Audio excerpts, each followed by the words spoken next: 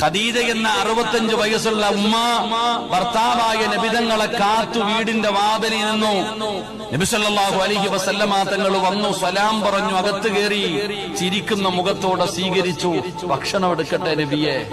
ഖദീജ ഉമ്മ ഭക്ഷണം കൊണ്ടുവന്ന് നബിതങ്ങളുടെ മുമ്പിൽ വെച്ചു കൊടുത്തിട്ട് കാത്തിരുന്നു. അള്ളാഹുവിന്റെ റസൂൽ സല്ലല്ലാഹു അലൈഹി വസല്ലമ തങ്ങൾ കഴിക്കാൻ തുടങ്ങി.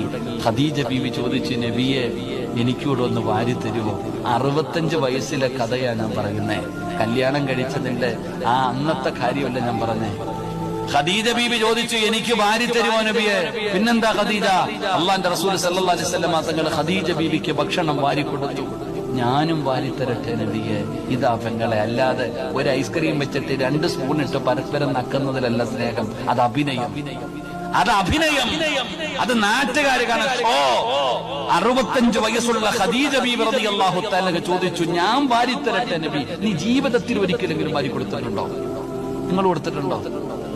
ഭർത്താവിന് ജീവിതത്തിൽ ഒരിക്കലെങ്കിലും ഇത്തിരി ഭക്ഷണം കൊടുത്തിട്ടുള്ള, ഭാര്യയ്ക്ക് വാരി കൊടുത്തിട്ടുള്ള ഭർത്താക്കന്മാരെന്ന് കൈപൊക്കിക്കേ.